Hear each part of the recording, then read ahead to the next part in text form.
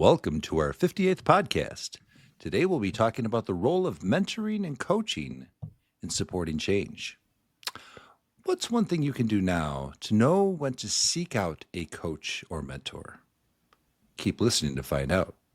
Welcome to Harmonious Workplaces, a podcast about corporate culture, organizational change management, and workplace behavior.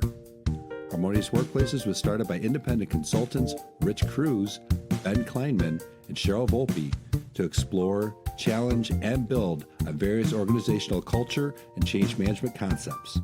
It's a blend of theory and practice based on their personal and professional experiences working with companies of all sizes across various industries.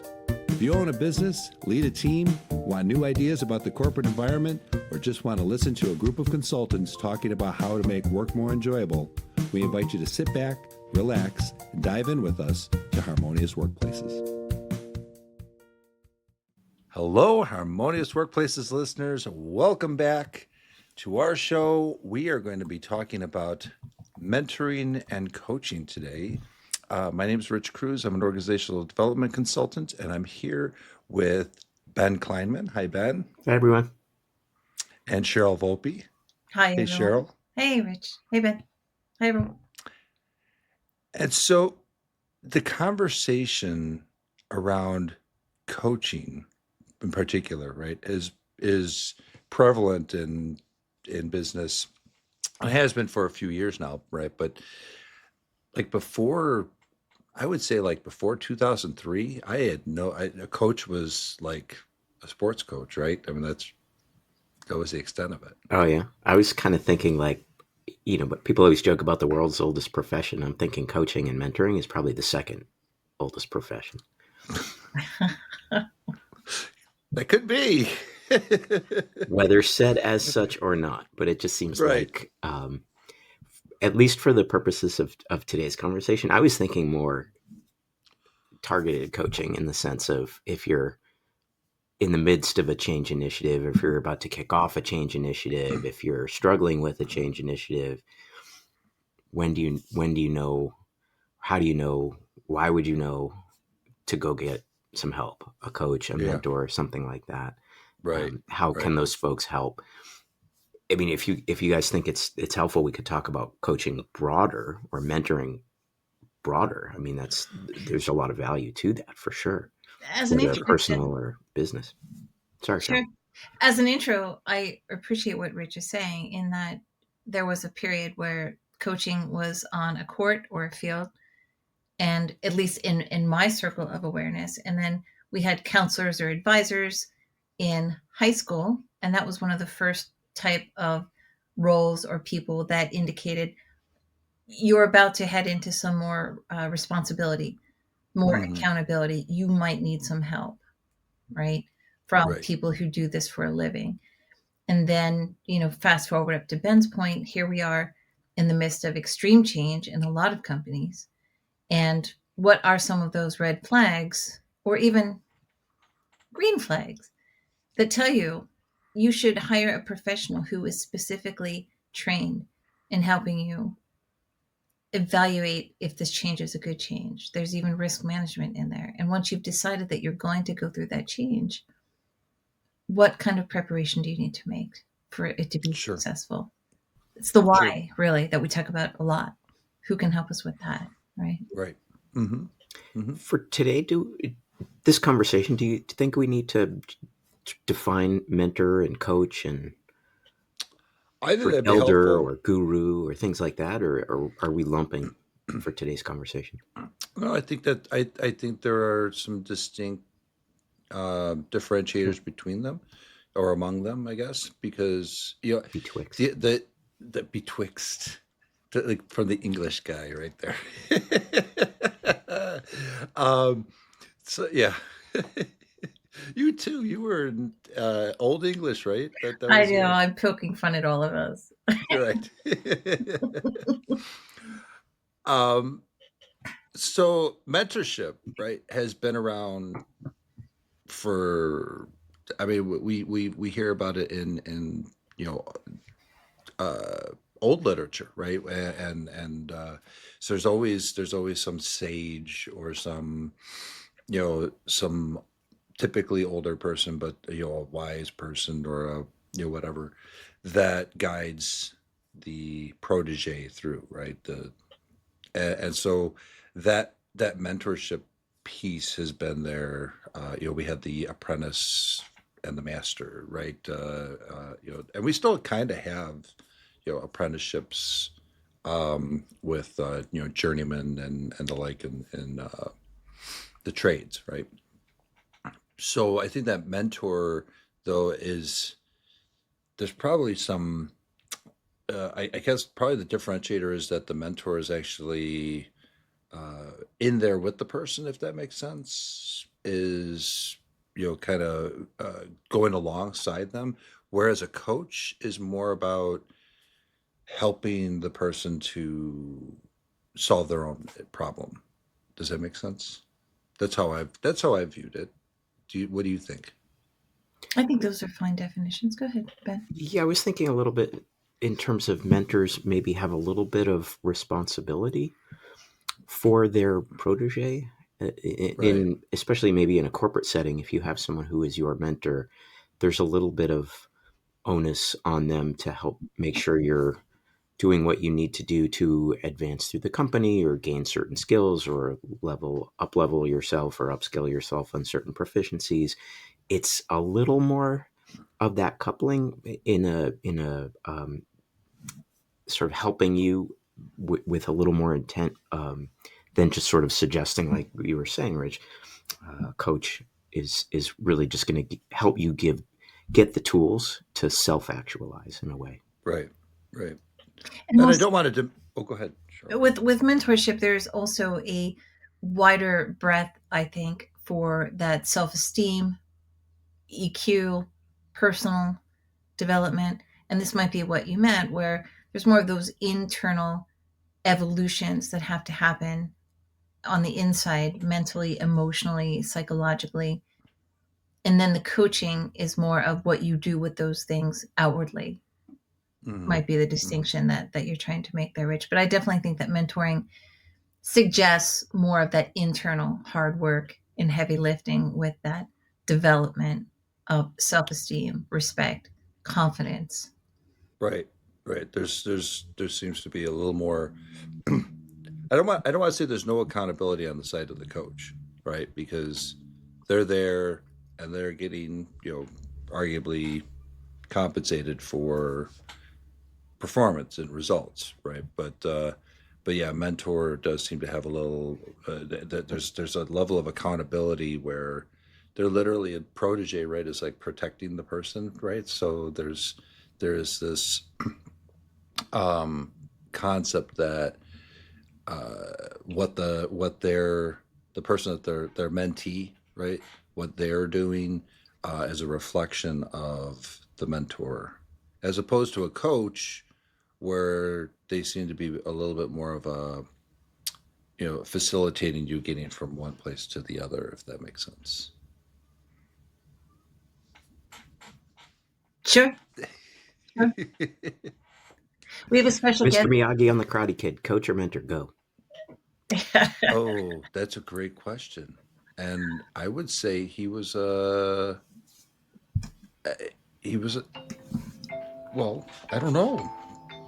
Would he'd be a He'd be kind of a coach? moach. A moach. Emoji. There you go. No, he got I'm in. He teasing a got it. lot, but that's sort of He got in there. He he got had in there and elements of fought both. with him. Yeah, right. There were elements of both.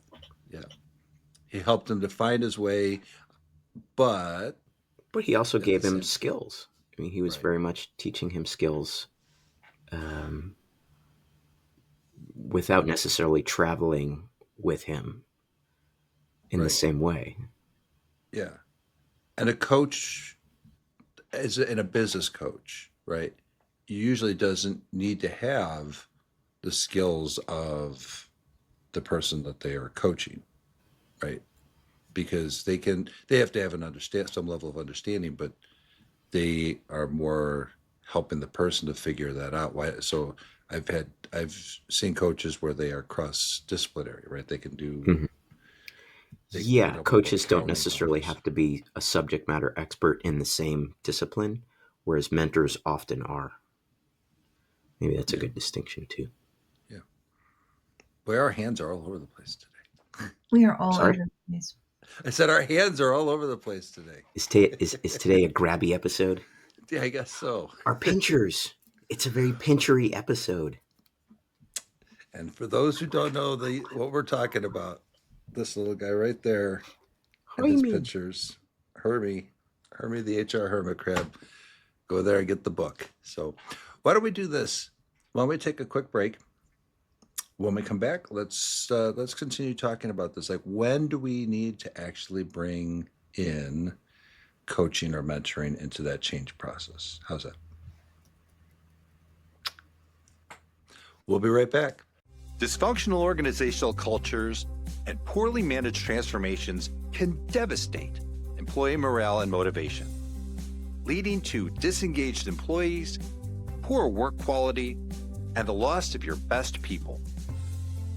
The impacts to your organization include high costs, low productivity, and wasted resources. At Harmonious Workplaces, our purpose is to help you build the best workplace possible. We are advisors applying proven organizational development and industrial organizational psychology methodologies to help you become your best organization. We are doers, using time-tested principles to help you execute organizational change initiatives smoothly and successfully. To discover how Harmonious Workplaces can impact your organization, visit www.harmoniousworkplaces.com and book a free 30-minute information session with one of our consultants today. Again, that's www.harmoniousworkplaces.com. And we're back. So we have been talking about mentoring and coaching in general, right? But now let's bring this into the conversation of supporting organizational change. Yeah. And so as we're talking about this, when have you seen this happen in your experience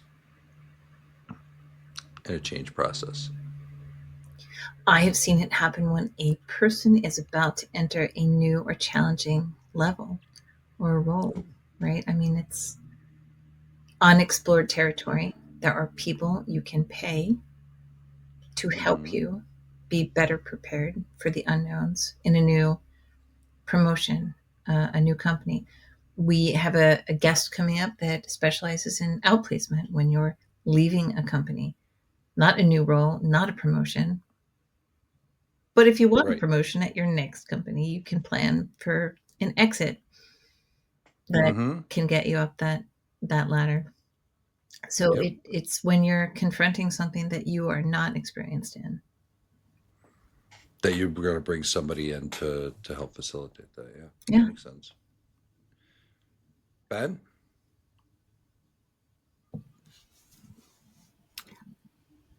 To Cheryl's point, I think I've seen people as they grow into leadership roles in general be afforded opportunities to have coaches.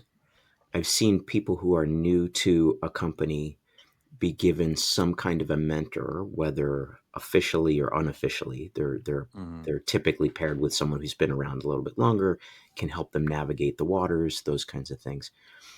I think what I was taking your initial question as, Rich, in terms of when do you know when to get a coach for a transition initiative or a change effort, right? I've seen that done less often, and I wonder if that's an opportunity for organizations to do a little bit more of a planned effort there, or for change sponsors to do a little bit more of a planned effort or a little bit more of a proactive effort in terms of saying, we've got a big initiative coming up, we're doing X, Y, or Z. Let's make sure that there's someone leading the charge. And Cheryl, to your point, if that person is new, even within the organization, they've been around for a while, but they're new to that type of role, for sure pair them up with someone. But regardless, let's make sure that there's someone kind of watching over this, maybe like a guardian angel type of thing, Mm-hmm. watching over this change before things go too far off the rails, or before 6 months or a year goes by and you realize we're not anywhere close to doing what we need to do. Sometimes that might go over well, and if that person just sort of sits in the background and doesn't do much, then that's okay too. But at Sure. least the folks on the ground working on that change day in and day out know they have a little bit of a expert, they can go to if they need some advice or suggestions. Sure. Well, I have I've seen where we brought in several cases where we've brought in an actual coach, right?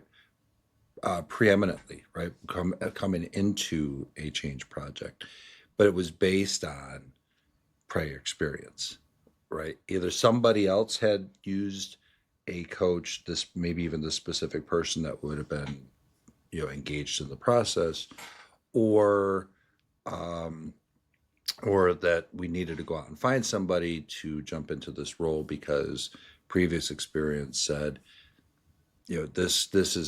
this role has helped to guide people, to the finish line, right? So I think experience to some extent has shaped the way that companies do this purposefully, right? If they're so they've learned through the school of hard knocks maybe that this works. Um, but conversely, I've also seen it where things are off the rails. They're not going well. The internal mechanisms are not working right, and we need to bring in that outside source, resource. And that outside source could be somebody that's internal. It doesn't have to be always somebody that's a contractor, but having to, somebody come in and serve as that guide, right? It's the Gandalf, so to speak, right? That comes in when you need him, and then he can get out when you when you don't anymore. And everybody's like, "Well, where are they?" When things go awry again, right? But You have the skills within you, young Jedi. that's right. That's right. Yes. You've had the Yes. power all along, Dorothy. Right. That's right. See, we got Glinda. That. Yep. Yep. Yep. And When then Go ahead, Cheryl. just wanted to say, and you want to bring these professionals in before you need to bring in the last ditch effort fixer, right? The fixer is when everything has gone sideways and the company's about to close, and then you need the real serious Right. fixer. You don't want to get Before you bring in Harvey Keitel from Pulp Fiction right, to come in and fix everything, right, right. right? You need Yeah, you you, need to stay on the road before then. right. Go ahead, Ben. I What? was just thinking about most change efforts of some size or another have folks who are scattered throughout the business who are part of the change team or the core team, and who are helping to evangelize the change and help people manage the change and guide them through the change throughout the organizations. Those people are often referred to as change agents. Some places Agents. call them change champions. Sometimes I think of them as change shepherds. Maybe we call them change Gandalfs or change Glindas. I'm wondering, where that factors into all this, because typically those people are subject matter experts within some function or part of the organization. They're very good at what they do. They may not be change experts per se, but they're given that role or asked to assume that role for a Mm, short period of time because they have that sort of combination of subject matter expertise and ability to get people to listen to them and help people manage through a change and help people understand what's going on. And then also bring new ideas back to the core change team or the change leader or the change sponsor. They help listen and surface ideas that maybe aren't bubbling up, or complaints or questions that aren't bubbling up, and things like that, that maybe they do it in a way that's a little safer for those folks than otherwise just sort of raising your hand in the middle of a massive all staff meeting, that kind of thing. But I'm wondering if there's something of a coaching role that those people have. I don't think it's a mentorship role, but I think it's maybe Hmm. more of a Hmm. coaching role that those folks have. And do we think of them as change coaches? And do we equip them as change coaches? Hmm. Hmm. That's a yeah. Um, my beard has grown in, so I can actually do this now. uh, so yeah, I mean, take so somebody coming in like that as that change, like you said, that change agent, and that's just it. There's that term agent, right? That is it has this like connectivity to the to the term in the sense that they are there to bring it to help bring it I together feel like when there's the very fulfill much an activeness there. Like right. an Yeah, agent yeah. is someone who activates something, usually at some Right. point. Yes. Right. Maybe, we think of them in some ways as needing some of those change coach skills or change Sherpa skills. Yeah. Yeah. But I And don't see that talked that'll about a lot. well, I mean, we I think that aligns fairly closely with like Cotter's eight step change model, where you're looking for the guiding coalition, right? There's that, but then as you move from that stage to I think it's the two stages past that where you're creating a volunteer army is what they call it now, right? Um, where you're finding people to help with the social activation, right? Because we need to have that um, that social pressure, I guess, is maybe the term for it, right? To help get people involved, right? Otherwise, complacency falls into the mix, Um, yeah, and sometimes they'll just do it on their like somebody will be looking at what's going on and going, should I jump in? Should I say something? Should I, Should I find the fire extinguisher? right, right, Or should I right. just pour a little more gasoline on here because Throw another tire on it. it's just That's gonna go faster. that's right. Yeah, yeah. Again, like I can't help but to think of any of these movies, right? These action movies where you have this guide that jumps in to save the day, and then it's like, okay, are we cool? Like, okay, I took care of that big thing that was in your way. I'm out for a while. But you you all know, owe me. but you all owe me, right? I'm not going to forget this. Unless you're Glinda. I don't feel like Glinda was asking for anything. I guess that's In right. The Wizard of Oz? Uh, in Wicked, she would. She was. I'm sorry, in the movie, though. In And the movie. but in the original, She just the sure shows up in original, the no. bubble, brings Right, happiness and joy, and then bubbles away. and that bubbles away. I'm That's sure right. she called in a couple of favors that were off screen. But to your point, to the points that you're both making, change agents, these are people that leaders rely on to help get the troops moving, everyone rowing in the same direction, especially in times of extreme disruption. Or, you know, they can pick up even where HR leaves off, right? Let's Hmm. say it's a merger. Let's say it's an acquisition. Let's say that your entire culture is about to be flipped on end. Right, It's right. not just a new software. It's not just a new project. It's not just a new direction sometimes, or that would be a Hmm. massive new direction, but it can be an extreme change.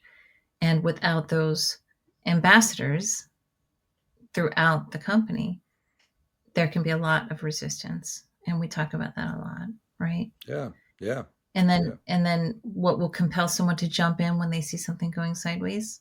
It comes back to The psychological safety. Or Right? psychological Yeah. safety. Yeah. Yeah. Do I That makes feel sense. comfortable speaking up here, or do I just Right. let this skid off the tracks until Right. someone else notices? Right. Very good. Actually, let's do this. Let's take a quick break because I like where you went there on the psychological safety thing because it seems like some of these people that are in this mentor or advisor or coach role somehow find the way to have that. Maybe we need to learn from them how are they gaining that so that more people feel like they can have that. Does that make sense? It's a great idea. Ben? Sort of thinking about how good coaches or good mentors bring the psychological safety blanket. Yes, exactly. I like that. Okay. Yes. And what makes Can we them so darn confident? Right. How can we wrap everybody in that blanket of security? Give everybody could be a Linus. Anyway, okay, we'll be right back. Meet Hermie the HR Hermit Crab. Laugh, learn, and lead better with Hermie. Hermie is here to tackle workplace madness with heart and humor from Harmonious Workplaces. He's perfect for HR pros, leaders, and change makers. Hermie teaches workplace lessons through cartoons and is great for team discussions and workshops. Get your copy on Amazon now. www.hermiehrhermitcrab.com. Again, that's hermiehrhermitcrab.com. And we're back. So, in this episode, we've been talking about mentoring and coaching, putting this into the context of supporting organizational change of some kind, right? And we've been throwing out all kinds of different references here and there, right? But before the break, Cheryl brought up psychological safety, right? Shocking. And shocking, yes. And so it seems like these change agents that Ben brought up, these people who can come in and facilitate the change process seem to have some level of this ability to be able to express themselves without necessarily having fear, if that makes sense, right? How can we learn from them? I would say it's the context under which they're hired, number one, right? It's like, here's a person who is being brought in to bring this thing, right? There's no mistake around it. There's no murkiness around it. And if that culture is already set up to receive a person who's bringing this into it, to enhance it, strengthen it, carry it on, make it sustainable through a change, then that will be understood. That's a no-brainer. Here's a person who's going to help us promote this set of values that we have instituted within this culture. On the opposite end of that, if it's a culture that needs help, that coach might be a fixer at that point. Let's say the atmosphere has gone completely toxic. Everyone's afraid and everyone is angry and no one wants to stay.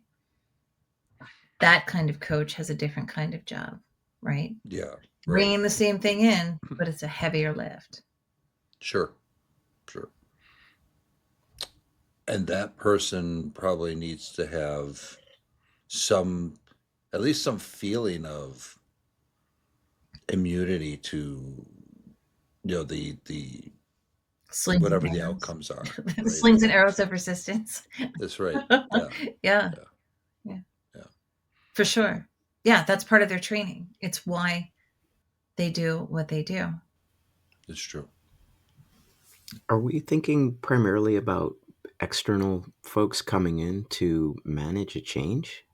Or are we talking about change agents that are typically embedded within a company that are subject matter experts or folks who have that sort of referential power throughout the organization that are helping to move things along within their team or their group or their unit.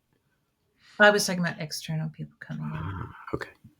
Yeah, but at the same time, I mean, let's just consider somebody who's an internal.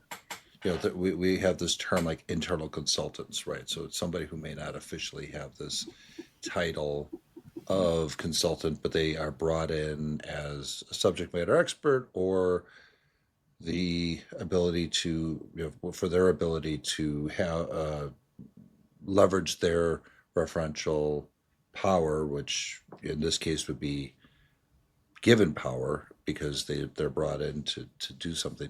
I think if there's this intentionality of we're bringing this person in from this other department or whatever to help facilitate things, I think it has a similar effect. No, does it not? Of bringing in some outside person. Depends. Yeah, I don't know. It depends. If that person has a reputation for being especially skilled in coaching, there's a respect, there's an acceptance, there's maybe even a looking forward to it. If the person has a legacy of, bodies strewn about the place, That's it would be a true. dreaded situation. That is true. It Yes, depends. yes. Yeah. If you're bringing in the the Grim Reaper instead of instead of Gandalf, you've got some other more malevolent person to take it over. Yeah, I can see that. Yeah. And that comes down to culture again, right? Right, right. Yeah. So, is there?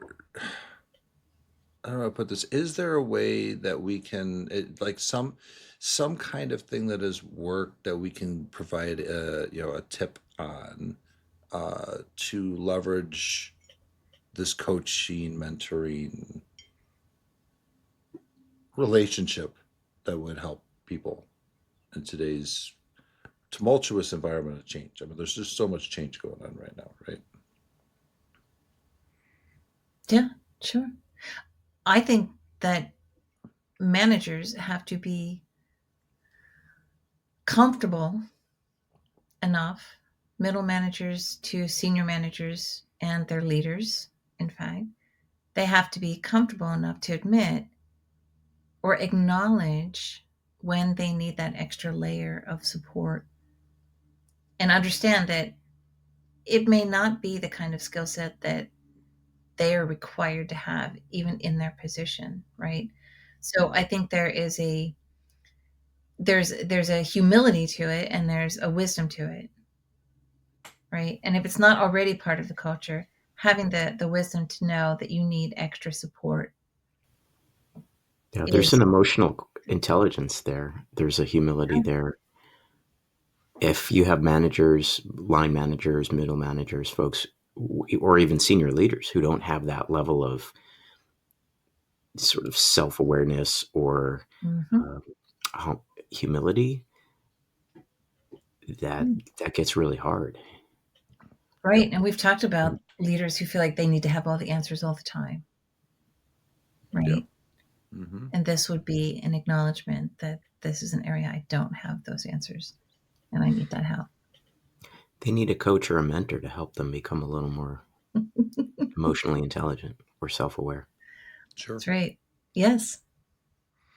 Well, is that maybe the one of the keys? I know that one of the and forgive me, I can't remember where the research comes from. Gallup has certainly had something fairly recently on this, but where there is a lack of leadership training, right? Again, we're kind of in this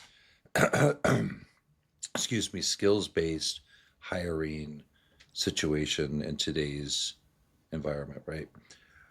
With the acknowledgement that it costs money and resources and time to upskill and train people, right? So, in that process, we may have a gap here in the leadership component that would beget somebody having uh, the skills and the self-efficacy, the self-confidence to assume a mentoring coaching role, you know, because we're talking about like senior people, but really again that leadership can come from any place, right? And we do want to encourage people, you know, on any level to be able to step Well, into that.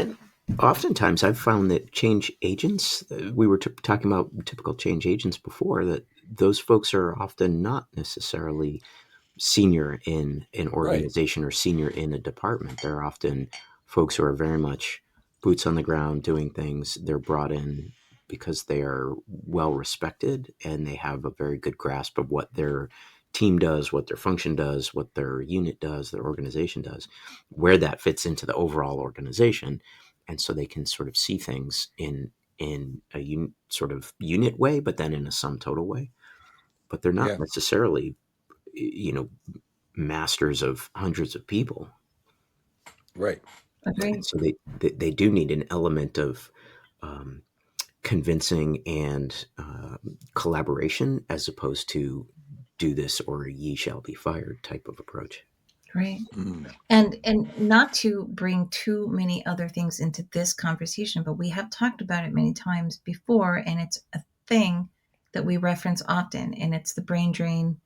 It's the older, more senior people who know the ins and outs, not just, how to set the machine, but how to stand at the machine to make sure that it works at its optimum, little details like that in the culture that are walking out the door because there is no structured mentorship or apprenticeship or even, passing on the skills of a particular role that might not be documented. Right.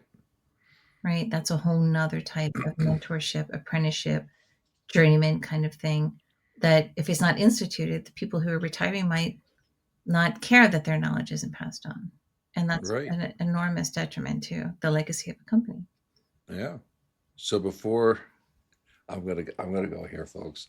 So before Glinda disappears, or before Gandalf gets on that ship to go to the other side or wherever they go, or Yoda disappears, right?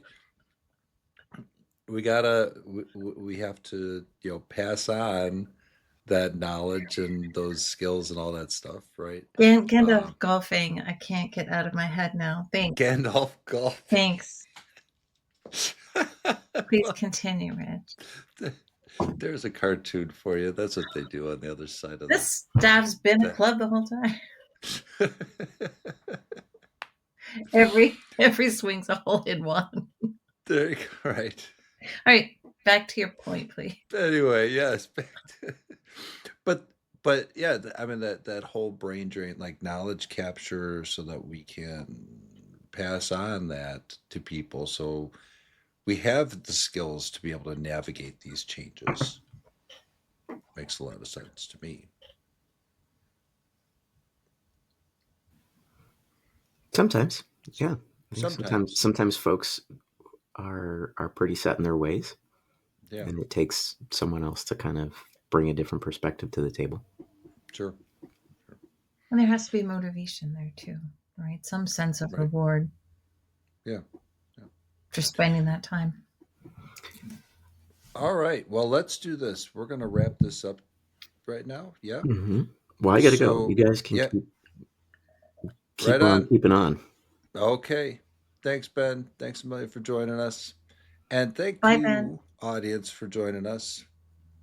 We really appreciate y'all being here. Um, so, Cheryl, where do we want to bring this to a close with? I think that we have done, we covered a lot Mm-hmm. of what coaching and mentoring could mean. Whether or not we gave truly valuable information about when to seek one, I would like to think we did. It's when you're I think entering so. into an unknown territory and you know that it's very important that your team come along with you Yeah. and the Well, company gets through that change. That's when you need coaches and mentors. yeah. Well, viewing audience, let me ask you this. If you have ideas, right, of what did we miss? Um, I'm sure we've missed a lot because, in 40 minutes or whatever, how could you cover this vast, territory? But yeah, let us know what your thoughts are because we'd love to hear that and include that in future episodes. All feedback is good feedback to us. We stand by That's that. right. We're probably the most agreeable bunch of on the ocean spectrum. It is our middle Harmonious. name. That's right. All right, folks. Well, with that, thank you for joining us for another episode of the Harmonious Workplaces podcast. And until we meet again, make change a friend. Thanks for listening to Harmonious Workplaces. You can find Harmonious Workplaces on LinkedIn, Twitter, YouTube, Spotify, Amazon, Apple, and other streaming platforms. We'd love any feedback on whatever channel you find us on. Please rate, like, and share our podcast with your network, and remember to add Harmonious Workplaces to your list of favorites to get notified about each new episode. To contact Rich or Cheryl, please visit www.workbalanceconsulting.com. To connect with Ben, find him on LinkedIn or visit at www.harborsidestrategy.com.